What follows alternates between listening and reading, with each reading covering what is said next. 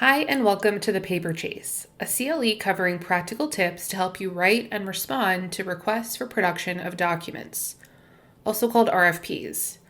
I'm Kelly Lansky, and I'm a lawyer with over a decade of experience handling federal litigation, regulatory, and investigations work.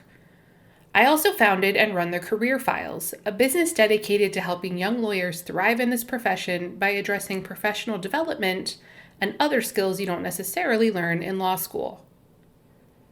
Today we're talking about one task that litigators, junior and senior alike, will find themselves handling many times in their career: writing and responding to requests for production of documents, RFPs. It's not necessarily the most glamorous part of a lawsuit, but it is absolutely one of the most important. Document preservation, collection, review, and production is how we get a lot of the best evidence in our cases, especially when you consider that most cases will settle before trial. As a result, much of the evidence we use to encourage settlement and to get through critical points in the case, like class certification or summary judgment, comes down to the documentary evidence we use to build our arguments, attach to key legal briefs, and discuss with witnesses at depositions. In this CLE, I'm going to cover a number of practical tips that you can implement in your practice to make sure you're getting the documents you need and getting through the document request process smoothly and productively. Here's what we're going to cover over the next hour. First, an overview of document requests and the applicable federal rules. Second, tips for writing requests for documents. Third, tips for responding to RFPs you receive from the opposing party. Fourth, negotiating requests. The written responses are often just a starting point compared to what ultimately gets produced. Fifth and finally, motion practice. What happens when you reach an impasse? How can you prepare for that along the way? First, let's talk broadly about document requests. Why do they matter and why are they so important? As I noted, requests for documents are the major way we get documentary evidence in a case and learn about the facts. And of course, documentary evidence is critical. I've spent my career primarily working on antitrust lawsuits between corporations, and the best evidence, and the smoking guns, can almost always be found in custodian emails. Witnesses forget, witnesses even lie, but documents can be black and white proof of what was done.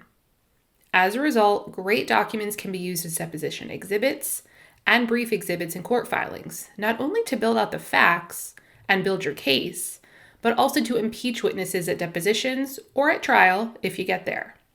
And if you don't get to trial, documents can be great ammunition during settlement discussions. Does the other side really want this evidence to come out in a public trial? Or is it better to end this case now? That said, document requests and production lead to document review, the bane of many a junior lawyer's existence, especially nowadays where we can easily collect millions of documents for review at the click of a button. Thus, there's a balance to be struck between requesting enough documents to make your case or refute the other side's claims without making lives miserable with months and months of review of those files. The tips I'll discuss today should help you think strategically about how to strike the right balance in your cases. With that background in mind, let's talk about the applicable rules. They vary by jurisdiction, of course. I'm focusing on the federal rules of civil procedure in the CLE. And the key federal rules are 26 and 34. However, whether you're practicing in state or federal court, you should also review your local court's rules, your judge's rules, and any key documents in your case, like a case management order or an electronically stored information, also called ESI, protocol. Key decisions in your jurisdiction and before your judge can also help you draft winning RFPs or objections. Let's spend a little bit of time talking about Rules 26 and 34. First, Rule 26. This is a lengthy and important rule of civil procedure. For purposes of this CLE, I want to focus on Rule 26B, which addresses the scope of discovery. If you've litigated for any amount of time in federal court, you are hopefully already pretty familiar with this rule and its requirements.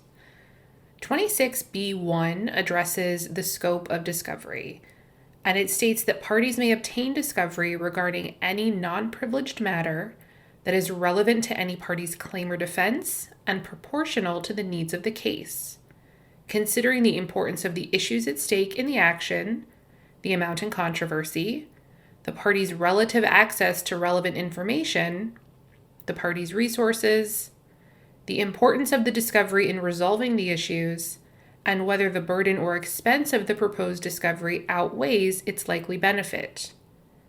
Information within this scope of discovery need not be admissible in evidence to be discoverable.